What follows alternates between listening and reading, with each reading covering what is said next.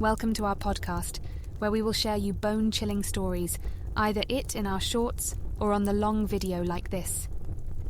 This episode is inspired by our 2-sentence horror story that already published on our channel. We took the story and give it another atmosphere for you to enjoy. So turn off the light and let us start the story of the unseen.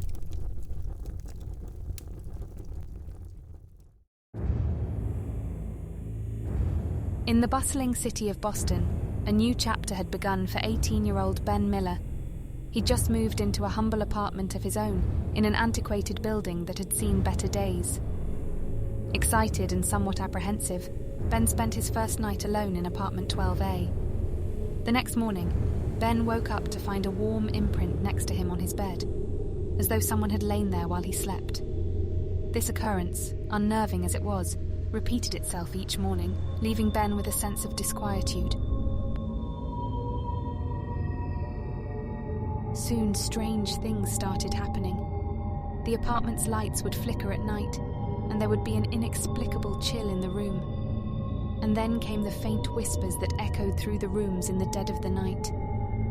Ben could feel the presence of something unseen, something he couldn't understand. His curiosity piqued. Ben sought to delve into the history of apartment 12A. The previous tenants, he learned, had all left rather abruptly. Stories about unexplained happenings, unsettling noises, and an oppressive feeling of dread filled the pages of the building's narrative. The most disturbing story was that of a previous tenant who had mysteriously vanished, leaving nothing but a chilling suicide note behind. Despite these unnerving discoveries, Ben couldn't bring himself to abandon his new home. He had long desired to experience life on his own, and he wouldn't let fear ruin it.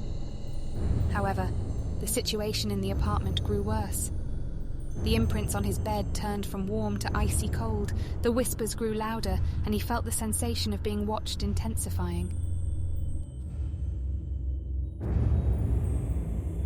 One night, Ben decided to confront the unseen entity. "What do you want?" he asked aloud, his voice echoing in the silent room. A shiver ran down his spine as he heard a low whisper reply, "So lonely."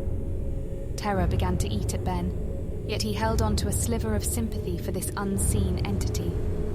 It seemed lost and lonely, much like he felt sometimes in this big city. He decided to help this entity find peace. However, as the days turned into weeks, his health started to decline. The city that once held promises of dreams now appeared cold and alienating. His dreams were filled with nightmarish images, adding to his growing despair. Desperate, Ben sought the help of local priests and mediums. All refused to step foot in apartment 12A, warning him that the entity was too powerful and fueled by a deep-rooted sorrow. Yet Ben was resolute. He couldn't leave, not only because he had nowhere else to go, but also because he felt a strange connection with this entity. His resolve, however, waned as the weeks passed. The whispers turned into anguished cries, the entity's presence grew more oppressive, and the apartment felt increasingly colder. The imprints next to him on his bed were ice cold, and he could see a dark shadow in the corner of his room from his peripheral vision.